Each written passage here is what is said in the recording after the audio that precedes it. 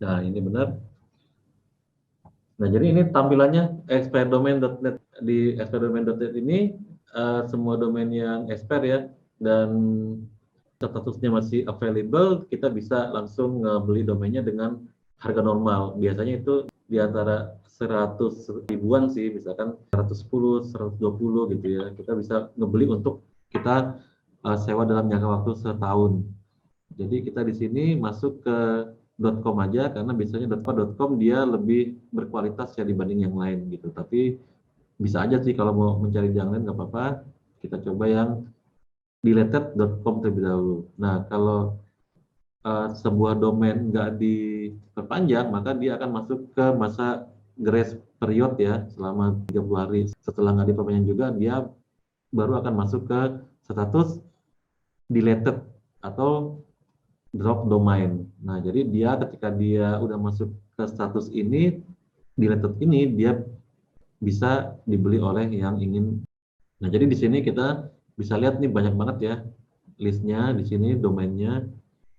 Nah, terus kita mencari domainnya ini, nama domainnya ini kita coba ngefilter ya. Di sini ada soft filter biar kita bisa memilih berdasarkan kriteria kita yang akan kita pilih based on dari kualitasnya dia gitu ya. Kita klik soft filter aja untuk nampilin filternya di sini.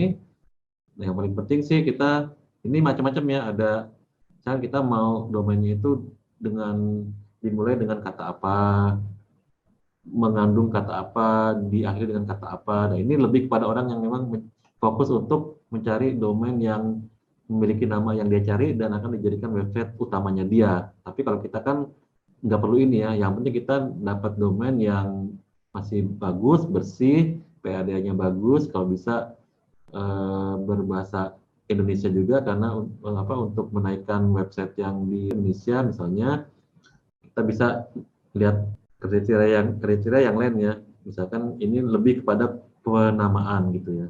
Dan di sini juga.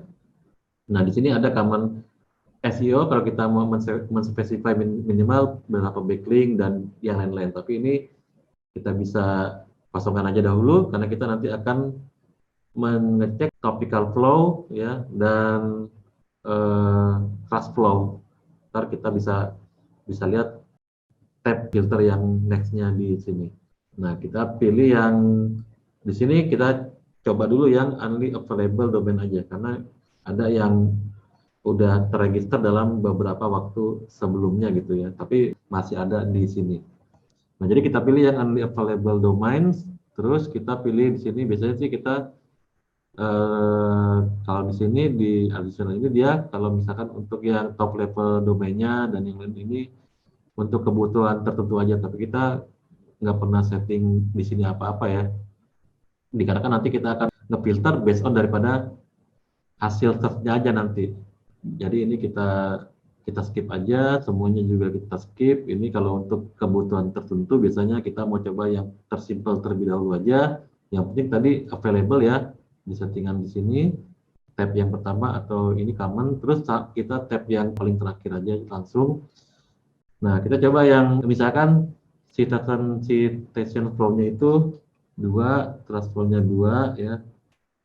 Terus kita langsung aja kita coba apply filter. Nah, jadi di sini nih kita lihat nih daftar ini ya, nama-nama domain ya. Kalau kita coba misalkan filter lagi, misalkan kita coba mencari dulu yang dari sebelumnya di hosting di Indonesia gitu. Misalnya kita pilih centang di sini Indonesia, apply filter. Nah, ini ya, seperti ini. Nah, pertama yang penting itu kita mesti sortir. Ini kan kita bisa lihat nih ada nama domain di kolom pertama, terus di kolom keduanya adalah lengths-nya, jumlah karakternya ya di domain name tersebut. Terus ini jumlah popularitas backlink, jumlah backlink ya dari tool namanya Majestic SEO. Citation flow-nya artinya dia domain tersebut disebutkan seberapa banyak meskipun dia nggak dikasih link atau dia cuma di citate aja, disebutkan aja gitu secara online. Terus di sini trust flow-nya ya, tingkat kepercayaan daripada domain tersebut. Terus di sini kita lihat domain popularity sama seperti BL ya. Kalau misalkan BL ini jumlah backlink tapi dari software Majestic SEO. Kalau yang DP ini dia jumlah backlink tapi yang terbaca jumlah domain yang nge-backlink. Dia tapi informasinya dari software SEO Kicks. Nah, jadi kalau kita menggabungkan di sini dari satu website atau satu domain dia punya 25 backlink gitu ya ngebacanya. Nah, ini domain itu pertama kali dicatat, didaftarkan, ini domain pertama kali muncul di archive.org ya di sini. Nah, jadi yang paling penting itu kita sort dulu berdasarkan dari jumlah backlink dulu ya. Kita lihat jumlah backlinknya karena kan ini kan jumlah vote-nya lah istilahnya gitu ya. Nah, di sini kita lihat jumlah backlink. Oke. Nah, yang kita cari itu jumlah backlink itu yang mendekati dengan jumlah domain yang nge-backlink. Karena kalau misalkan jumlah backlinknya jauh lebih banyak daripada jumlah domainnya sumber domain tersebut, maka itu bisa dibilang spam backlink. Artinya satu domain bisa ngasih backlink lebih dari 1000 di sini ya. Di bawah 1000 sampai tapi bisa sampai mendekati sekian. Kita lihat nih yang domainnya itu mendekati seperti jumlah backlinknya. Kita coba sortir sekarang dengan ini ya, dengan domain popularity. Nah, kalau kita lihat di sini, ini backlinknya masih sekitar 2 kali lipatnya lebih ya daripada ini. Nah, kalau misalkan masih di bawah 5 kali lipatnya, kita coba cek ini sebagai kandidat yang bagus ya. Nah, jadi kalau misalkan ini jumlah backlinknya di bawah 5 kali lipat dari jumlah domain yang nge-backlink tersebut, ya artinya dari satu sumber domain backlink ini dia ngasih backlink lebih dari satu, tapi masih average-nya di bawah 5 backlink, itu masih fine ya. Kita coba copy dulu untuk nanti kita next checkingnya. Ya, kita paste. Nah, terus misalkan kalau kita lihat lagi di sini, ini 225, 835, oke, ini masih oke. Nah, terus yang di bawahnya ini udah nggak oke karena dia punya 4.700 backlink dari 224 domain. Jadi dia lebih daripada 5 kali ya. Misalkan kita bagi 4,7 ribu dibagi 225 itu lebih dari 5 ya. Oke, ini data Sabele. Ini masih oke. Ya, kita coba dulu 3 buat dulu ini.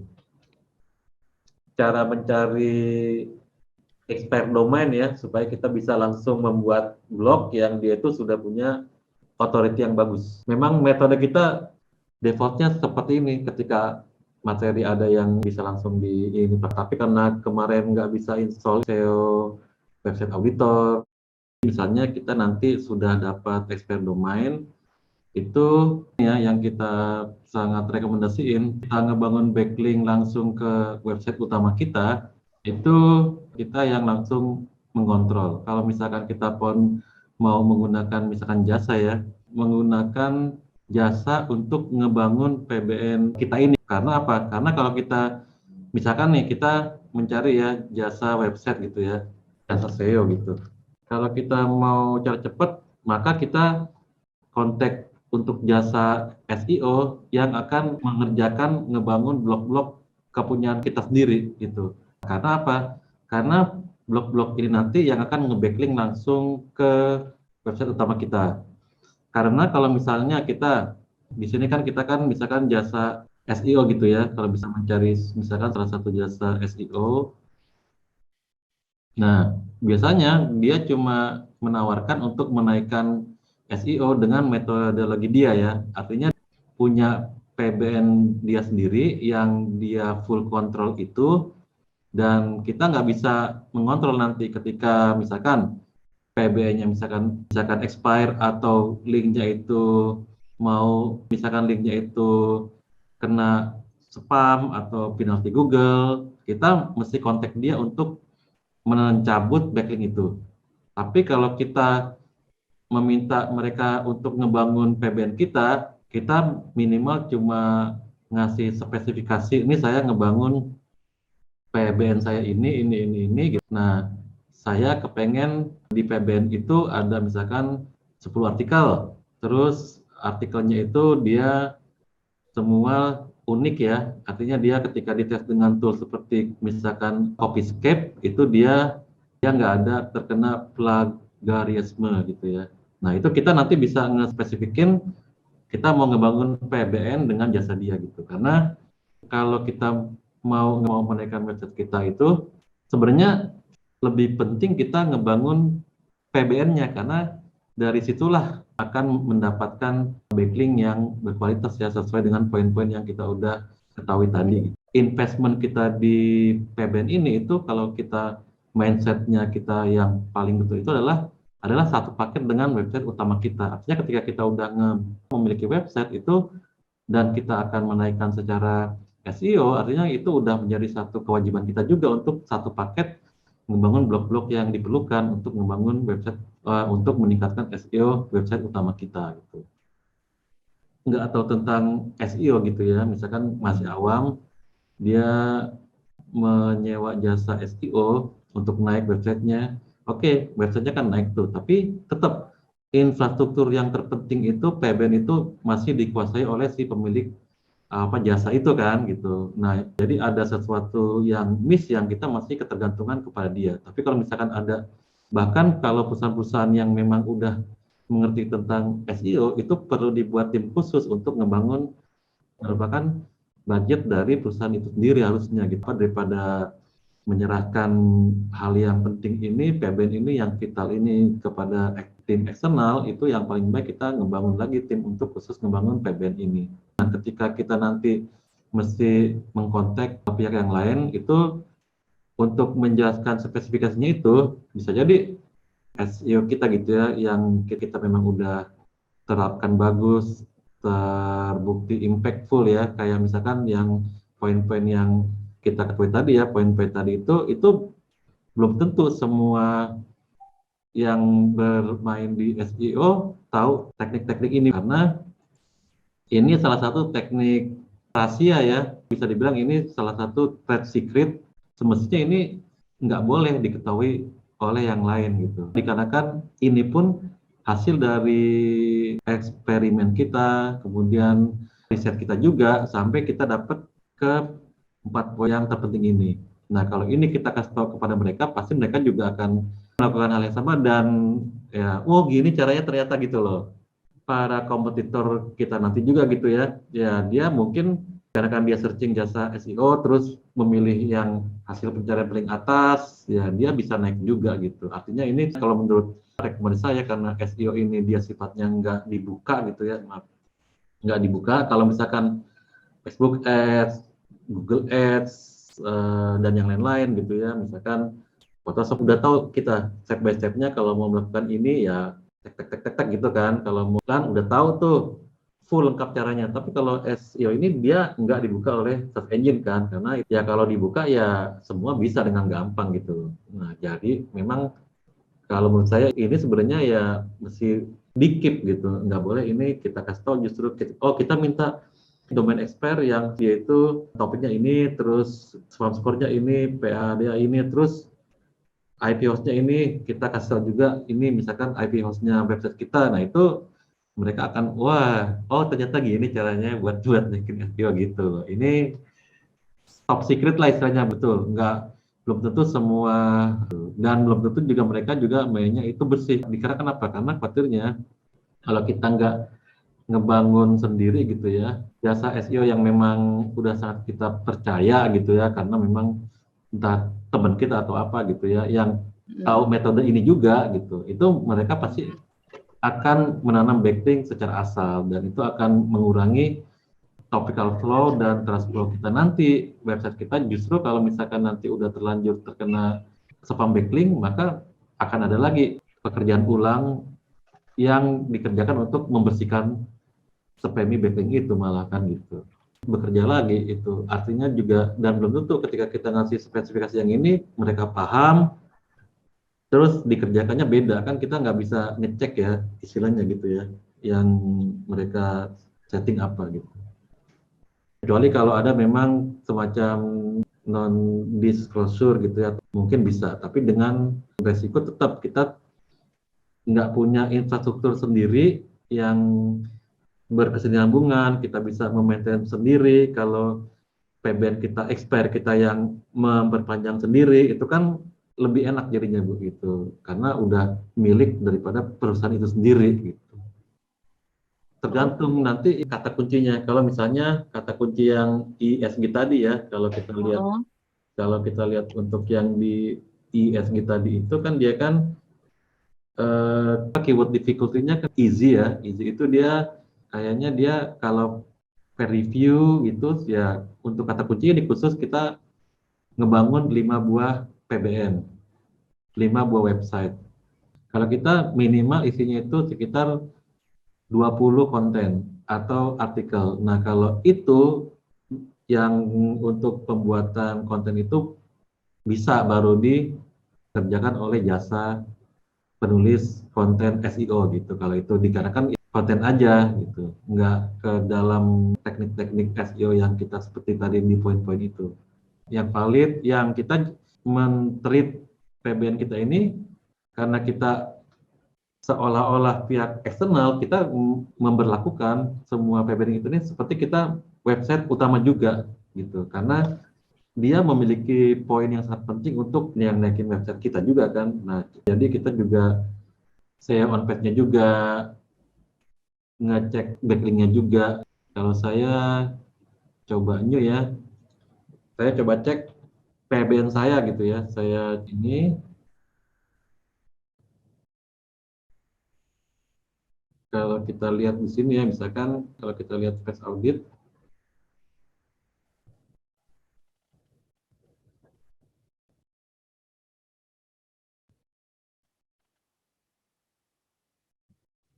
nah, jadi kita meskipun kita ini adalah website penunjang, tapi karena sisi pentingnya dia itu justru mungkin lebih penting dari website yang untuk menaikkan website, nah maka kita juga mesti men-treatment dia sama seperti kita men-treat website utama juga. Kita coba lihat di sini. Saya masukin dulu API-nya biar bisa memberikan skor backlink yang paling optimal lagi. Mesti yang berkualitas, dan yang kita maksud di sini itu yang kita ngebeli ini expert domain yang dia itu udah punya PAD dari awal, jadi dia udah langsung bisa kita pasang backlink dan bisa langsung ngasih impact lah gitu ya dengan usia website tersebut. Dan kita juga nanti memilah-milih lagi, nggak cuma dari yang kriteria yang tadi ya, backlink, terus jumlah domain, atau yang lainnya. Nanti kita nextnya akan ngecek lagi spam skornya, kemudian kita juga mesti nge-hosting di tempat yang IP kelasnya itu nanti akan beda gitu. Jadi kita untuk menghindari penalti atau unnaturalnya itu aja. Nah, misalkan ini kita cek lagi di sini, ini kan website ini ya, website PBN saya gitu. Kita lihat ini semua juga dioptimasi full juga gitu. Artinya dia dari technical audit ya nggak ada error, terus kemudian dari konsep audit juga udah full ya. Terus dari TF IDF juga kalau kita lihat ya, yang kita sortir berdasarkan rekomendasi yang mesti ditambahkan lebih atau rekomendasi yang harus ditambahkan karena belum ada kata kunci tersebut di konten ini, atau yang mesti dikurangi karena terlalu banyak kata-kata atau frase tersebut di konten ini. Kalau kita klik OK, udah tinggal sedikit doang satu. Dan ini biasanya memang setiap bulan akan search engine ngikutin tren topik apa yang saat itu terjadi untuk lebih dinaikkan konten-konten yang mengikuti tren itu dan selalu update. Nah, jadi kalau kita lihat nih, PBN kita aja diperlakukan seistimewa mungkin juga gitu, biar dia bisa ngasih value yang tertinggi untuk konten yang di backlink dengan website ini gitu.